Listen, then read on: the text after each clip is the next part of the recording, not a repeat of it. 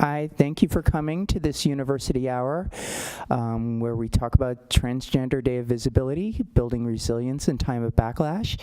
I'm very proud to announce we have one of our own students here, Michael Williams. I got your name right? Yeah. Who is himself a trans student here at Eastern, and he's going to open our event with a few remarks about his own personal experiences. And here's Michael.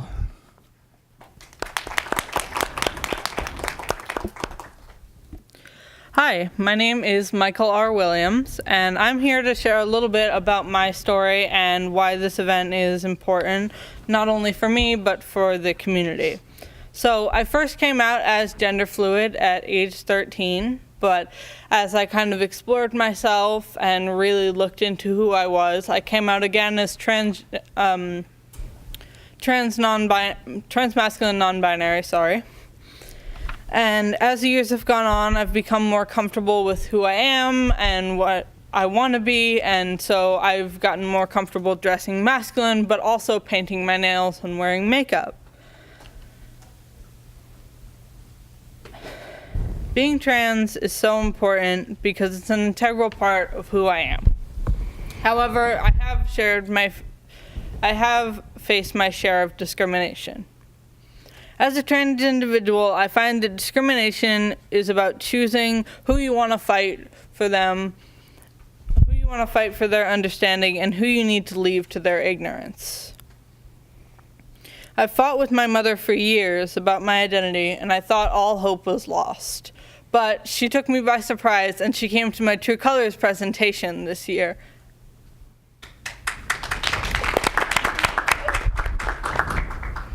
So choose well and understand that not all is lost on those who seem ignorant. However, even with backlash, there are those that will be there to stand up for you as well as support you. So if someone holds on to their ignorance, then that is their choice that they make. Regardless of which battles you choose, it is so important to have faith in yourself in the face of everything that we deal with. You are the one who is going to be the lone soldier at the end of the day, so you need to know that in your heart that you will support yourself. Having said that, outside support is a massive part of this community, and learning to support yourself and others. There's so much more that this community can make to feel together. Having support is so valuable. Family, friends, universities. Honestly, I'm here today because Eastern cares. The fact that I was approached to speak, that I was brought amongst leaders and advocates, and that my voice as a trans student is being heard is monumental. I want to be the voice that doesn't speak over my trans brothers and sisters, but speaks with them. In the face of discrimination and backlash, the only thing we can do is educate and stand together. We can speak to one another and listen to others. We can band together to grow together, and when we are together, we speak loudly, and loud enough that the people will hear us. Next, we will hear a few words from Marco Jakian, the president of Connecticut State Colleges and University System. In addition to a lifelong commitment to higher education, including working with various state politicians, President Jakian has been a fighter for the LGBTQ+ community. He has served as president of Love Makes a Family during the group's successful fight for marriage equality in Connecticut. He was also on the board of GLAAD, Gay and Lesbian Advocates and Defenders, and True Colors. Please welcome Marco Jakian.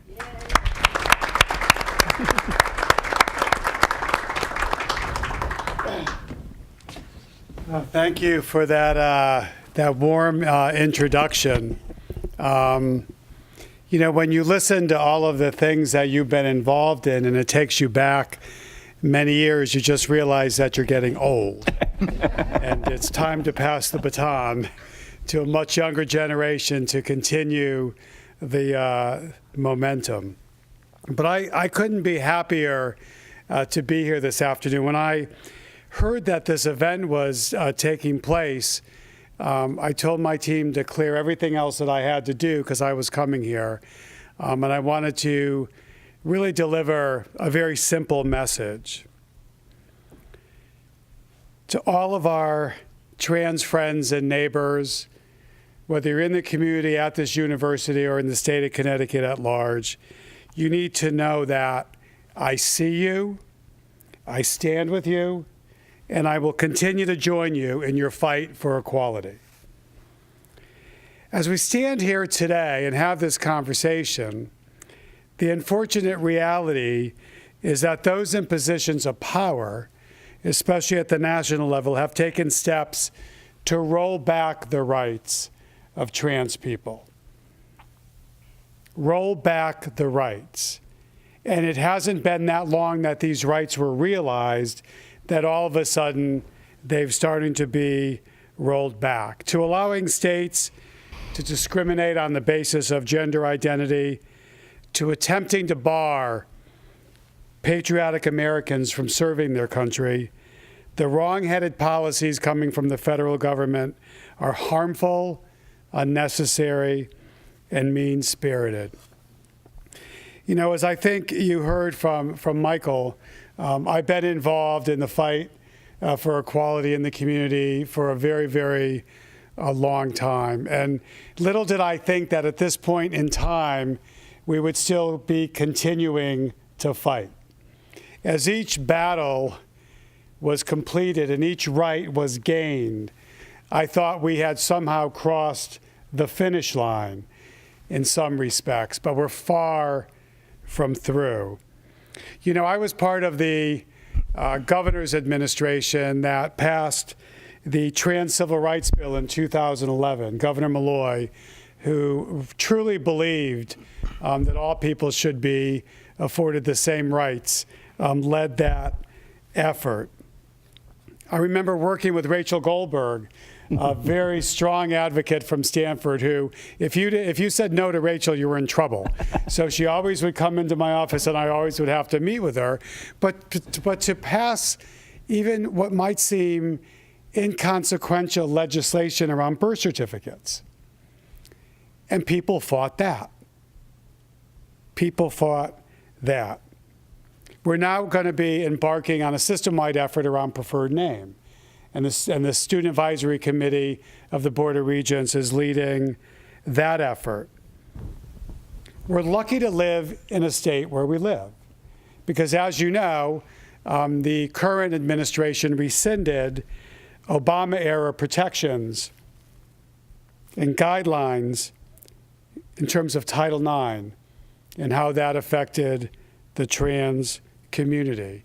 You know, the Board of Regents has always had a policy about protecting the rights of all. And even what might seem like a small thing to folks in terms of bathrooms, right? In terms of bathrooms and locker rooms and IDs in school, to allow you to go and to use those facilities in gender neutral or whatever gender you identify with, right? And so people would say, okay, we got the bathroom thing, we're done. And I'm like, really? It's not about the bathroom thing. It's about continuing the fight. Eastern's led the way. Eastern has incredible policies which allow trans people on campus to flourish in their identity with other students.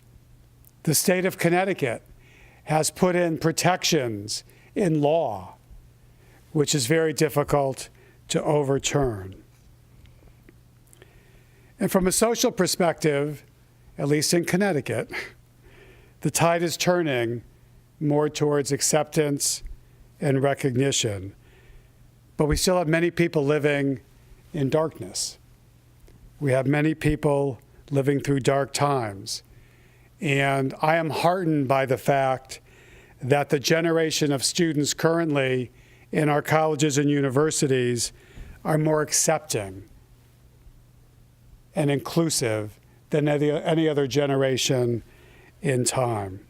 It's because of the activism of this generation that once rigid minds will be changed and progress will be made. Today's panel, you'll hear a variety of unique experiences that make all of our panelists individual, It is through their journeys and their sharing their journeys that the story will continue to grow and we'll be able to maintain the momentum.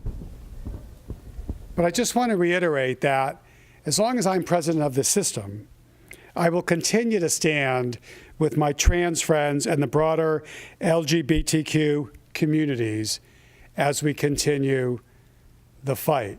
You know, it's sort of funny because up at the state capitol, we have a couple of state representatives who are much younger than I am, but most people are much younger than I am. And he calls himself a young gay. And I always say, well, what does that make me, like the silver sneakers gay or something? But the experiences that shape you allow you to continue to advocate for what you truly believe in. There was a time in the movement, I'm going a little off script here, but there was a time in the movement when the lesbian gay community did not want to have the trans community included as part of the greater struggle. Imagine, not as part of our group. Let them have their own. I'm proud to say that movement was resisted by those of us that cared more, worked harder, and understood that we're stronger together than we are apart. So I will continue to work with all of you and with other policymakers in the state of Connecticut to make sure that all the protections, all the rights are granted, are not taken back, and that we will continue on until we have a better day when we don't have to have conversations about moving this forward. So thank you very much.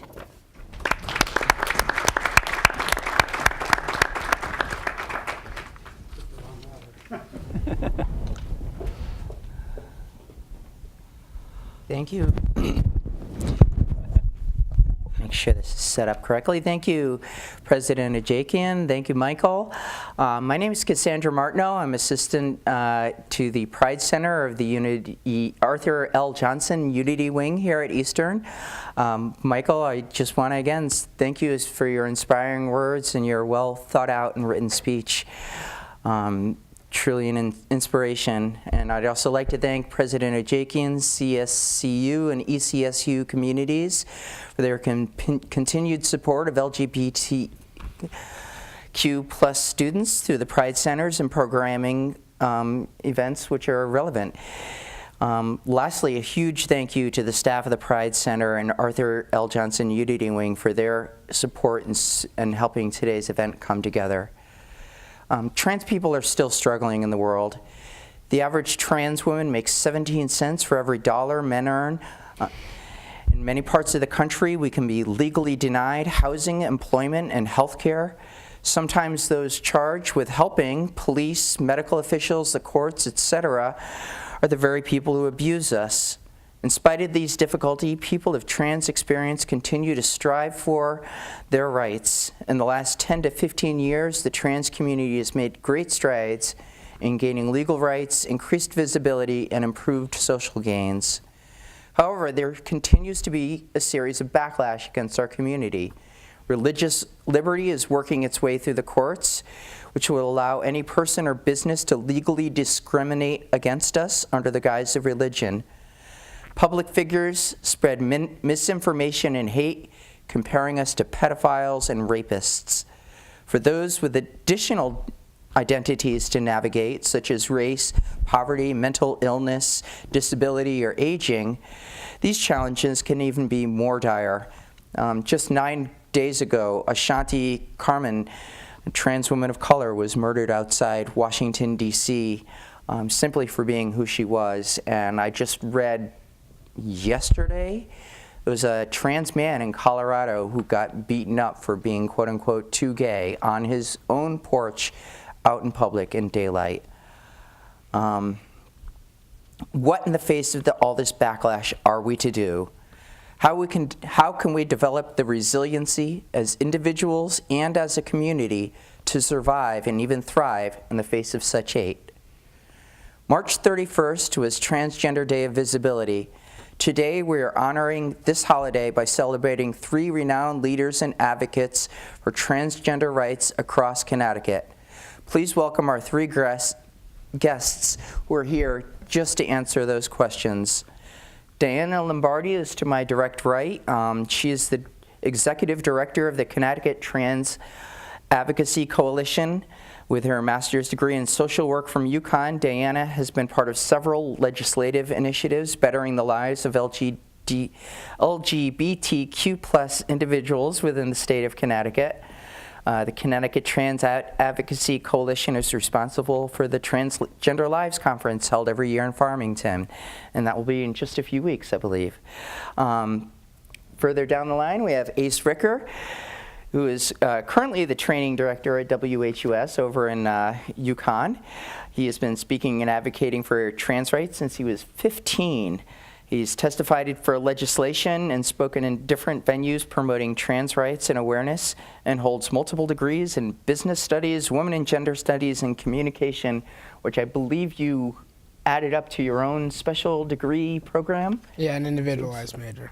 And on my far right, y'all left, is Ivy Stocklow. They're the program director for Trans Lifeline, the country's only helpline for trans individuals that is run by trans people. The phones are manned by trans people. It's all peer-to-peer support. Ivy is a Ruska Roma non-binary person who's worked for the rights of LGBTQ+ and intersex people throughout North America. Ivy is also an organizer for the Answer Coalition here in Connecticut. All 3 of these have much, much longer resumes than I was able to do. So with that being, let's hear from our guests finally. So I just wanted to start off, and I know that a number of people in our audience are new to trans lives and experiences. So I was hoping you might each talk briefly about your own identity and touch with some of your experiences owning your identity and coming out to those around you and how that would look like. So yeah, we're hoping to cover a lot. So we could start with Diana. Oh, thank you. For me, my earliest memories were being trans, but back then in the 40s and 50s, there was no words for it. I just knew I felt that I should have been a girl. And for some reason, I cross-dressed in 7th grade, and when I looked in the mirror, there was something that connected, and it was who I was. So for the rest of my life, I cross-dressed in secret. Nobody knew.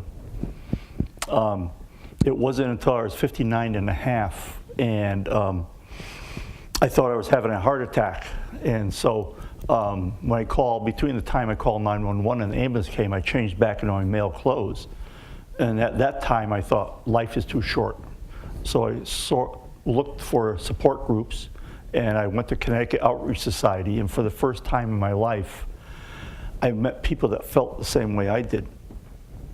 And so as time went by, I realized it was a lot deeper than just dressing. It was who I was inside. And so I started hormones in 2004, and I transitioned when work shut down, and I got laid off, and they gave us tuition reimbursement, so I got my master's in social work from electrical engineering. And so as I was attending support groups, there was all these people talking about how they got fired, how they got assaulted, how they got discriminated against, and I decided I had to do something. And so that's why I went to community organizing, and I started looking for ways I can help the community, and I found Connecticut Trans Advocacy Coalition. And in 2006, I was invited into the Anti-Discrimination Coalition for their meetings, and we worked all the way up until 2011 to pass the non-discrimination bill. And if you notice the years the bills were passed, it was always on an odd year because that's a long session. And back then, it was just one bill we could have for LGBT in the legislature. We couldn't have more because they didn't want to become known for being trans or LGBT friendly. And so we just had one bill. So it went hate crime bill in 2004, the Non-Discrimination Act in 2011, 2013 we skipped, 15 was a birth certificate, and then the 17, I think it was a conversion therapy ban, and now there's like 5 bills in the legislation in being heard, but some of them haven't made out of committee. And the one I'm worried about is SB 58, and that is a bill banning gay and trans panic defense. It's in the Judiciary Committee right now, and the JF deadline is Friday. So if they don't have a hearing by then, the bill's dead. So I've been working on legislation. As Cass was saying, we have a conference every year, a Trans Health and Law Conference. This will be the 13th year that we have it. And it was started by Linda Estabrook from the Gay and Lesbian Health Collective as her master's thesis for public health. And after she did that, she turned it over to CTAC, and we've been running it ever since. And the idea of it is to have not just a trans conference and just not a professional conference, but both.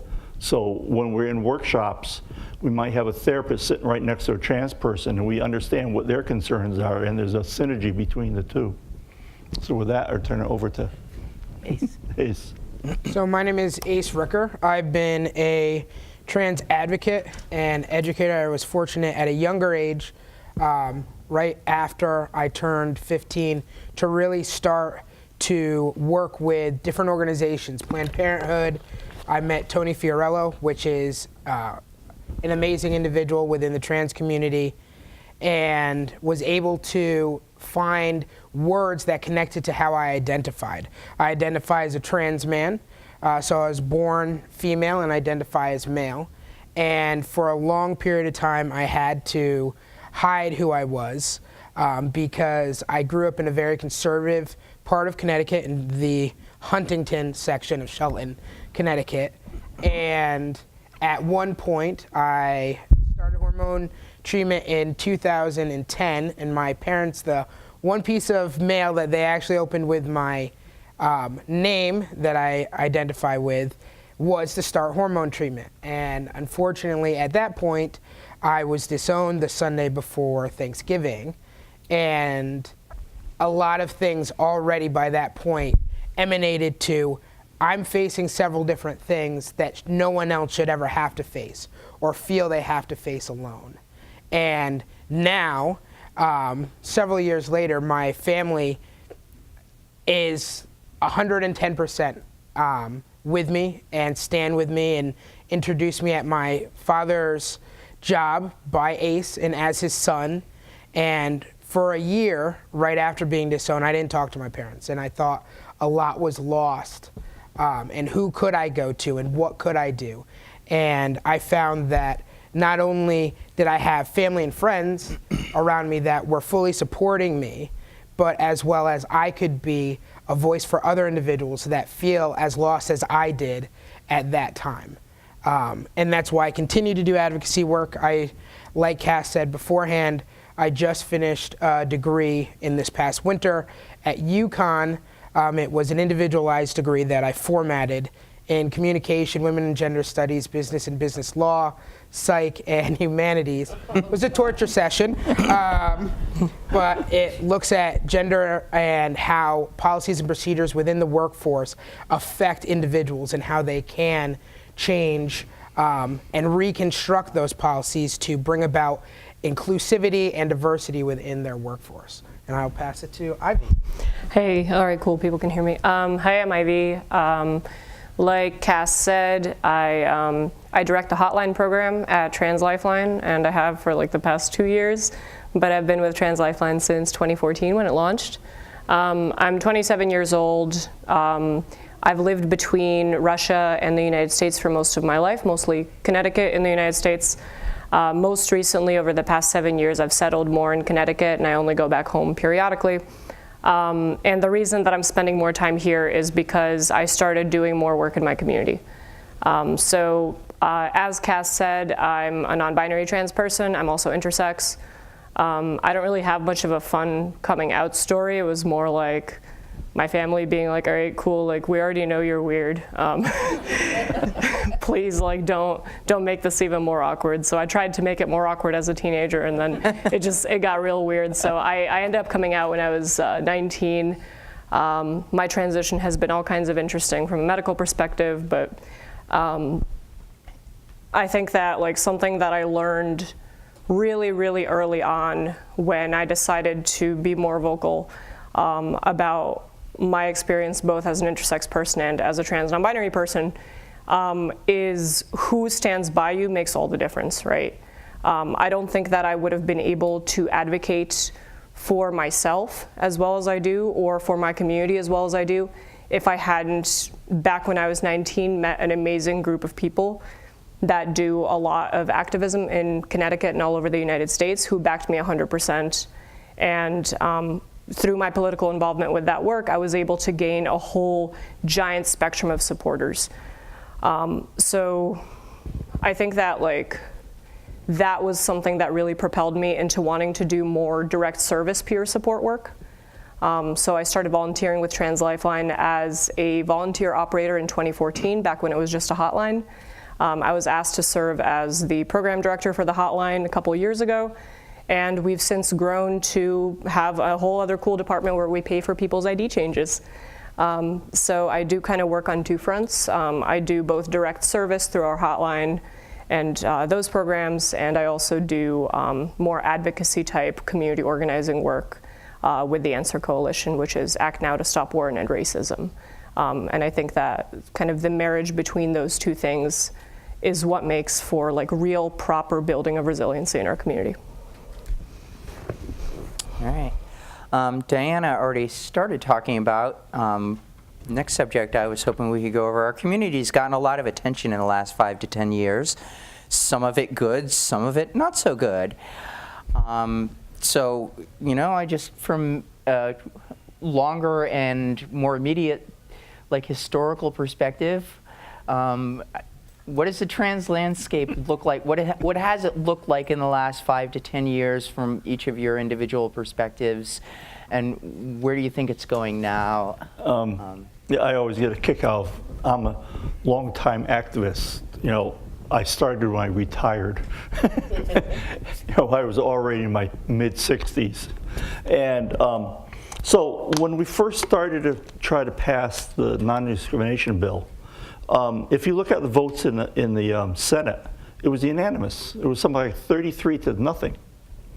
Wow. And when it finally passed in 2011, it was right down party lines. It was like 19 to 15, and with 18 votes needed to pass. And so there was a big shift in the legislature. You know, when it was finally on the House floor, we didn't even have enough votes to pass it. It was the governor who went out onto the floor of the House, and he did something, I don't know what, but when he walked back off after the Speaker of the House is banging the gavel, telling him to get off the floor, all of a sudden they had a vote and it passed. And it passed by, I think, 3 votes or 4 votes. Wow. And it slowly has changed very back. We got very divided here in Connecticut. It used to be, if you looked at a bill that was for LGBT or human rights, everybody was for it. But around about 2007, 2005, everything started shifting. It became polarized. And I know the leader in the Senate, Senator Kissel, he was for the bill originally, but he voted against it at the last. But when he looked up at us in the gallery, he went, you know, he gave us a thumbs up because he really wanted it, but he voted along party lines. And the birth certificate was amazing because we did have a lot of support. You know, there was one legislator who tried to introduce a bill to ban us having insurance, and that got shot down and never even made it out of committee. And so we see this shift here in Connecticut, and it's becoming more polarized. It's becoming more like the National Republican Party. Before we had our Connecticut Republican Party, but now it's shifted, and it's getting very biased. For the future, we keep on saying, what can we pass for laws? And it's like, well, we got just about everything. Now what we need is education. There are some people that introduced a bill here this session to have bathrooms available to trans people. And it was already in the law for the non-discrimination bill. And so people don't realize what the law says, what we can do, what we have. That the schools are required to let us use the bathroom in the locker room of our gender identity. And now we're shifting now to the senior community. We've done a lot of training for long-term care facilities. I'm on a committee for long-term care ombudsman's committee. So we're looking at aging community, and some of us want to have our own seniors housing. Well, others say, well, that's ghettoizing. So we need both, but we're a very small state. Here in Connecticut, we got like 4 million people, and the city of Los Angeles has 4 million people. So when you're trying to get activism, we're spread out very thin across the state. And so I see what we need is education and to get out there and let people know what the law is, and also things like this. We need to educate people, talk to people wherever we can. Because one of the things that I think everybody realizes that when you know somebody who's trans, gay, lesbian, queer, non-binary, you're going to have more favorable outlook. You change people's minds by being out. And so this National Day of Visibility, I think it brings about change. But I always say, make sure you're safe before you come out. Definitely. To continue on that, education has really and needs to continually involve the trans education and the background materials that are out there. The anti-discrimination bill that did get passed in 2011 to protect individual students that are in the trans community from getting housing, getting student loans, and so forth, is that information is not very visible to the community and to others, and to just consistently just reiterate and reiterate, because one of the locations that I've been fortunate to speak at is in Stratford, Connecticut, at Bunnell High School. They have a program they do every year. And there's still so many things that each year I talk to the freshman class of that high school, and there's very simple things that they're monumentous amount of resources, but it's still such a taboo thing to talk about, because I don't want to be judged on asking this question, or this question's a stupid question. Or even where someone who may identify as trans or is trying to gain knowledge about the trans community because they may have a sibling or a relative that they're trying to gain knowledge so they can be a better support network, have been shut down in the past. And one big thing for me is you kind of see this roller coaster throughout, especially the last decade, where there's a lot of positive reinforcement, and then we take 2-3 steps back. And again, we just, like Deanna said, was specifically to reinforce the materials that are out there, especially in Connecticut. There are so many policies and procedures that protect the trans community and the LGBTQ plus community that we just really need to consistently reiterate. Yeah, I mean, I definitely agree with everything that's been said. I think my experience in this state in particular is, we talk a lot about how progressive this state is and how many things we've won, and I definitely want to reiterate that people really need to familiarize themselves with what victories have been won, right? And what rights do we have in writing.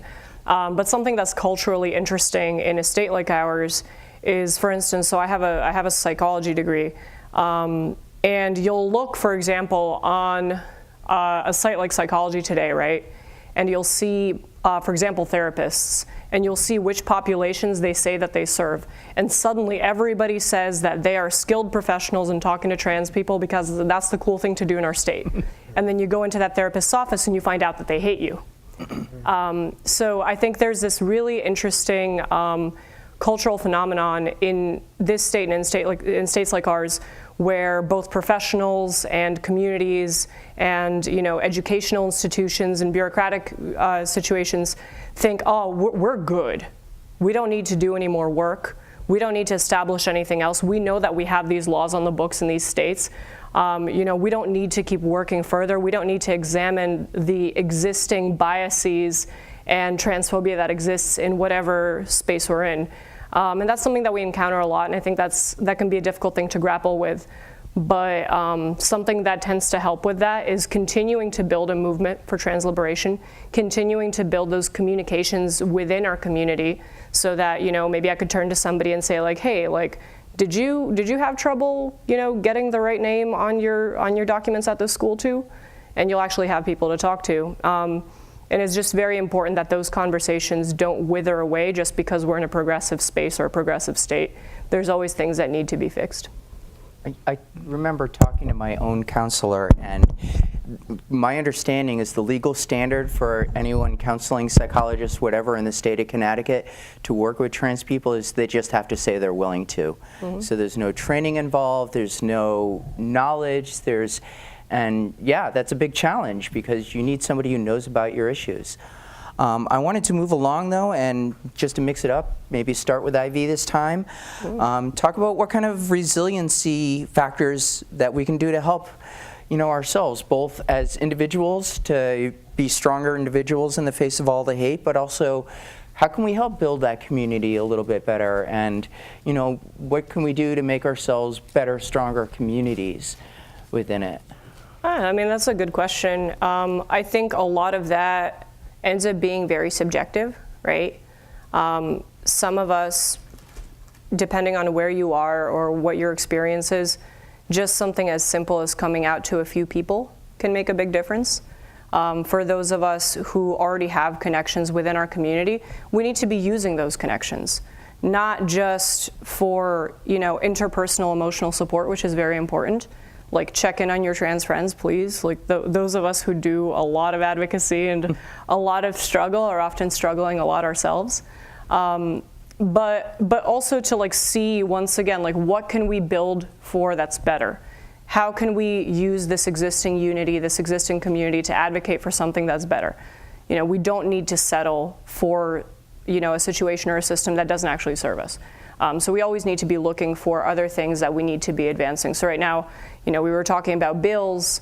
There's 2 bills actually that's being discussed right now for a non-binary gender marker in Connecticut. That's pretty cool. One of them also incorporates a ban on intersex genital mutilation for infants. People don't really talk about that in their day-to-day lives. I think that if we make trans issues, and if we make really the day-to-day trans issues as opposed to the trans debate, kind of a day-to-day normal conversation within our communities, especially for cis people who have trans people in their lives, it can make a difference. In terms of what helps really solidify that community, I think in our state we have kind of almost like a balkanization between big cities that have a lot of very vibrant queer and trans community and areas that are, called Bumblefuck, Connecticut, right, where nobody can name where you're from, and there's a lot of backwards ideas, right? So we need to be reaching out to our community everywhere, and we need to really be building those connections across our entire state, and we need to remember that, not all of us have always had the language for things, not all of us have always had understanding of certain things, but we're all definitely capable of understanding each other as human beings and advocating for each other as human beings. So I think that in a time of political turmoil and in a time of immense personal struggle for trans people, we don't really have room for cancel culture when it comes to building a movement. What we do have is a lot of room for being kinder and gentler with each other and being kinder and gentler with ourselves and being less kind and gentle with the systems that don't treat us like human beings. So, yeah. Especially looking at resilience, it comes in a lot of different forms. For myself, I was fortunate to have individuals that I could turn to, especially when I was disowned at the period of time from my family. And what I really try to connect with individuals is whether you are an individual who may be on a stage like the 4 of us and talking about trans advocacy and education, to just being there as maybe a little bit more shy than we are, just with a single person, to really just know that each of you are a voice, and it's a very powerful thing to have. I remember when I was younger, and I was like, well, what can I do? How can I, as this single individual, do anything to progress and help out somebody else? And each of you, whether it's just helping a relative, a sibling, a friend, even that small voice is a massive voice that will just bounce off the walls, especially for somebody who just feels they're stuck in silence.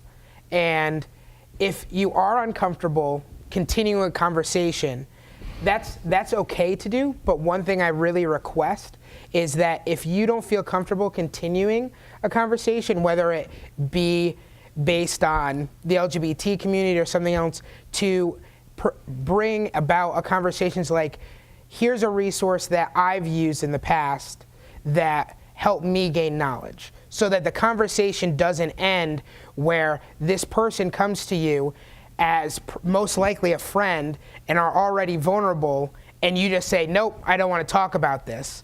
Well, then that person is stuck in a dead end and doesn't know where to go. I would request of you that, hey, I don't feel comfortable talking about this, and I might not be the best person, but I found that this True Colors website, or Glisten, or the Trans Hotline, that is an in particular place where you can find more resources that I am just not comfortable at this point helping you. And really to not just stop a conversation, but pass it along to somewhere that someone else can go. You know, I think resilience is the key to transitioning and to bringing about change.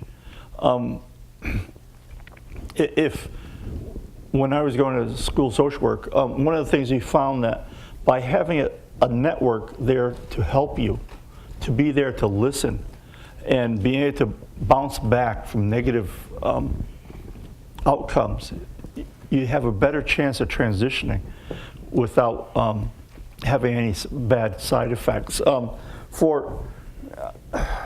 This is always a hard question for me to answer because there's so many different things to come out and say. By having a support network, suicide ideations is something like 40% of the trans population, and just by having a support network, having somebody there that will listen and just be there for you, they can pick up the phone at 1 o'clock in the morning and say, I had a really bad day. That helps so much for us. And for you as allies, what's important is you just, True Colors, Robin McCallan, the director of it, has a saying, if you hear mean, intervene. And that's a simple thing to do. Just speak up if you hear somebody saying, oh, these trans people or something, So when we talk about that, we have an axe to grind. But when an ally talks about it, they're coming from the heart. And that makes so much difference, And so that's what I see as most important, the resilience to be able to bounce back from a negative situation, having a support network, and having allies speak up for us. So I don't know if we have any questions for the audience, or there are a little bit of remaining time. We got a microphone if anybody does. I can prod the guests to keep them talking if need be, but if anybody would like to jump in.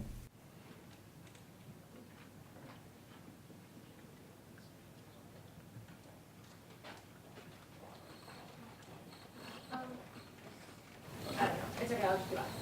So I'm kind of new to the community, and I don't know what a lot of the terms that have been said mean. Does that mean? Okay. So I was just wondering, and I kind of feel awkward asking people that I know, because it's like I'm invading their space, but hopefully I'm not doing that now. Yeah, so just some of those more specific terms, I'm not really sure what they mean.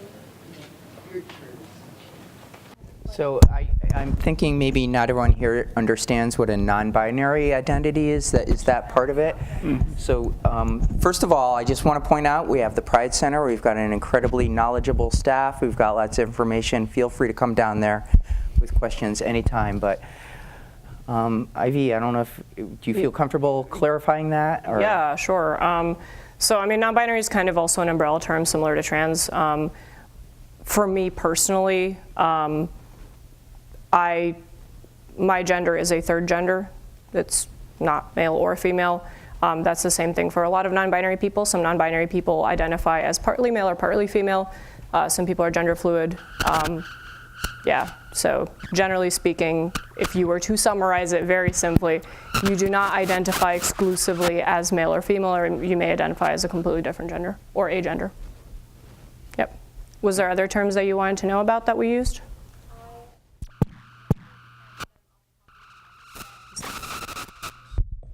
So basically, one of the things we do, we kind of deconstruct gender, as it were, in the trans community. So, we're brought up with these models that we've got male and female, and never the twain, one's from Mars, one's from Venus, and never the twain shall mix. And really, I think there's a broader philosophical basis behind this that, a lot of us are really questioning the whole model of gender itself and looking at, a spectrum of clothing, of behaviors, of identities that fall either in between or outside of male and female. So it's moving beyond just, looking at things in those rigid categories as well. Is that fair for my emerging understanding of? Yeah,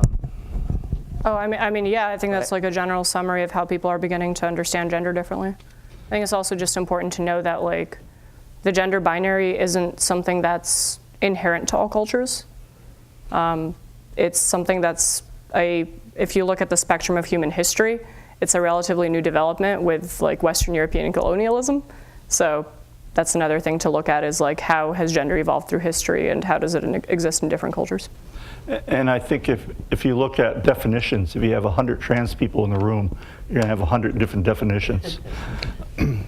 Trying to get anybody to agree on a definition no matter what is really hard. So for us, and you were saying Mars is masculine, Venus is feminine, and so Earth is in the middle. Does that make us non-binary? I hope so, yeah.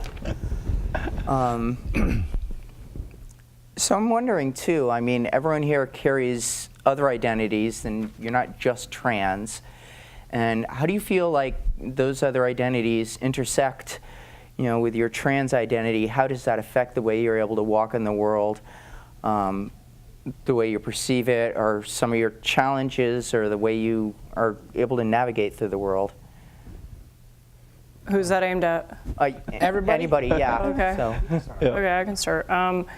What are my other fun identities? Like I said, I'm intersex. I'm an immigrant. I'm Rom. I'm like the whitest looking person of color that ever got 3D printed.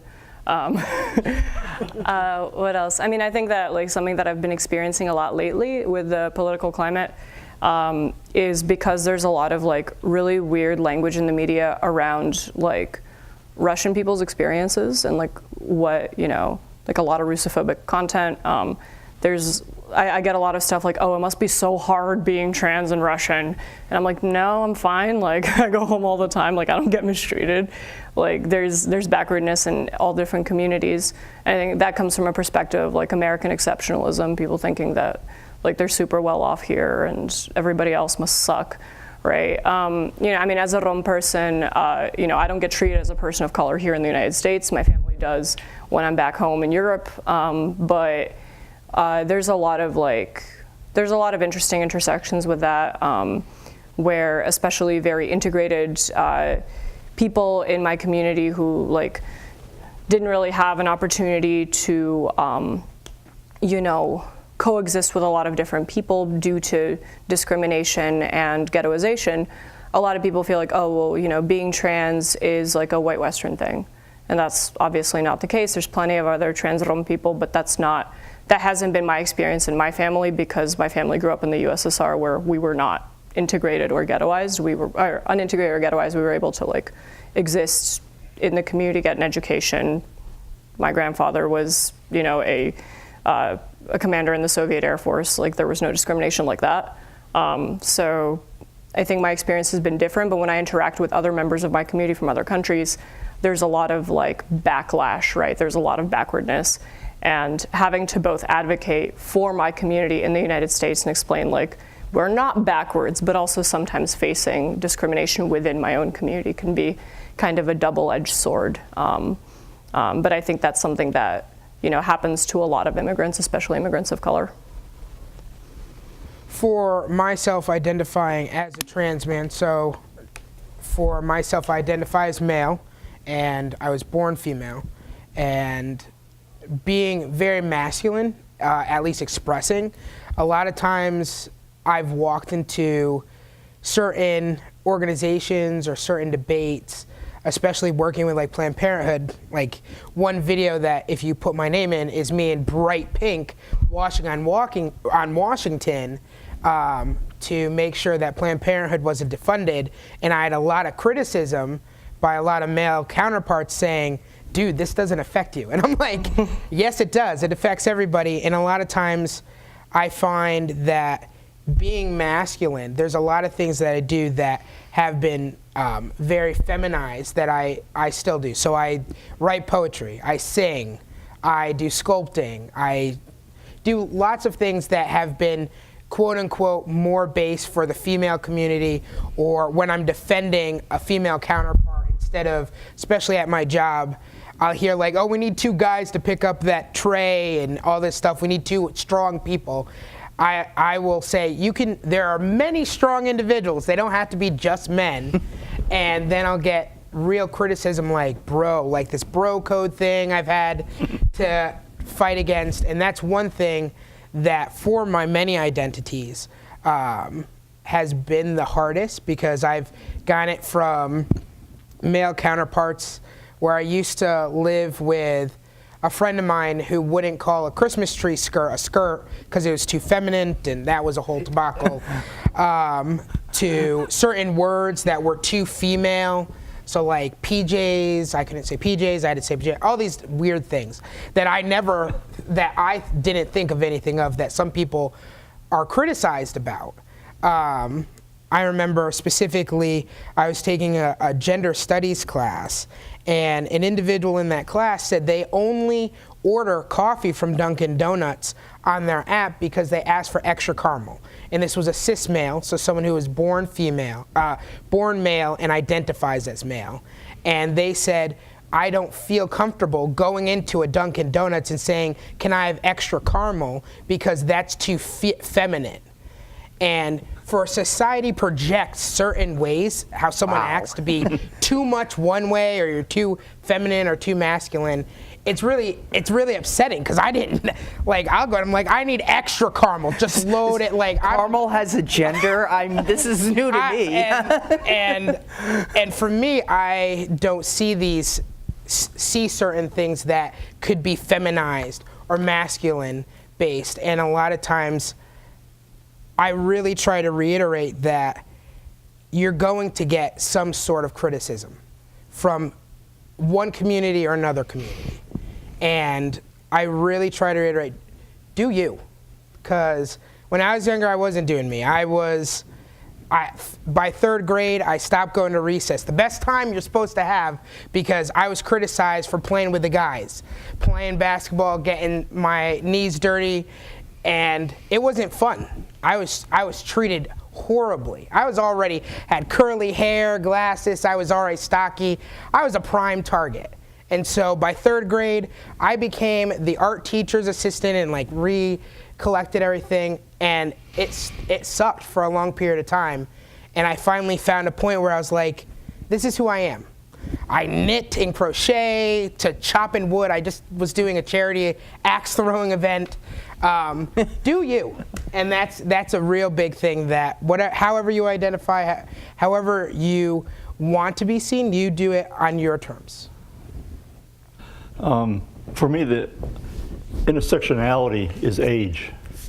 I turned 70 last October. And as I start looking at my senior years, you know, how will a long-term care facility treat me? You know, we are such a small percentage of the population that we're like 0.5%. So if I go into a nursing home or something, I will be the only trans person there. You know, the odds are out of 200 or 300 people there in the nursing home or a long-term care facility or senior living, you know, there will only be one trans person. So how will I be treated? How will I intersect with other people? And for me, if you can't tell I'm trans, then what you really need is glasses and a hearing aid. You know, and so I will be an out trans person in the nursing home or the long-term care facility. So how will the staff treat me? You know, how will the other clients, the residents? So that is always in the back of my mind as I age, you know. Right now I'm lucky I'm living on my own, but I know someday I won't be able to do that. And a couple times we had calls for the CTAC phone line for somebody who was looking for a trans-inclusive nursing home or long-term care facility. And it's like, well, they all should be by the law, but we know that is not going to happen. So, you know, that's where my activism is starting to move over, because it's the intersectionality of you know, being trans and age. And hopefully I will live to find out what it's like. Well, again, it looks like we're hitting 4 o'clock, so we're about ready to wrap up. I wanted to again thank our guests for coming and thank you for all the support from the Pride Center. Any quick 1 or 2 short sentences or plugs for your organizations or bills or anything you want to leave us with? Come to the Trans Health and Law Conference. If you know any social workers, we offer continuing education credits. You know, matter of fact, I'm going to be doing training with one of my classmates who is a licensed clinical social worker who's specializing in trans clients. I wonder where she got that idea from. I'm doing cultural competency, and she's doing the clinical part of it. Nice. So the two of us are working together and training other social workers too. So. For myself, I know sometimes asking questions in a crowd is not something, so I'm definitely, if you have any questions afterwards, you also can find my public page on Facebook, as well as I'll have my information at the Pride Center, that if you are looking for resources or a simple question, I'm very, very open and honored to answer it. And if you find one of us on Facebook, we're all friends. Yeah, I don't know what to plug. Check out translifeline.org, check out answercoalition.org if you're looking to get involved in either direct services as a trans person. We're always looking for volunteers. Or if you're looking to do more like anti-racist, anti-war work. I think just something like to really remember is there was recently a study that came out that the chances of trans suicidality go down by 68% if you accept a trans person at a young age and use the right name and pronouns. Mm-hmm. And that's, you know, that's matched by the resilience factors that we see is having support, having community, you know, being able to live authentically, being able to, you know, avoid being singled out. And we need to keep building that. So if there's opportunities to keep building that in your university, if there's things that you want to see improved, talk to your trans friends. And if you want any tips, feel free to, you know, talk to me. We do that kind of stuff at Trans Lifeline. We're happy to facilitate that. So I want to point out that it's not just a suicide hotline. It's if you're having a really rough day and you just need someone to talk to. Or if you're having a great day and you want someone to share it with. All right. Yeah. So it's good peer support overall. So. Mm-hmm. Anyone you talk to is trans. We do not call the cops or anybody unless you ask us to. It's completely confidential. We don't do any of that active rescue stuff unless you want us to. Thank you.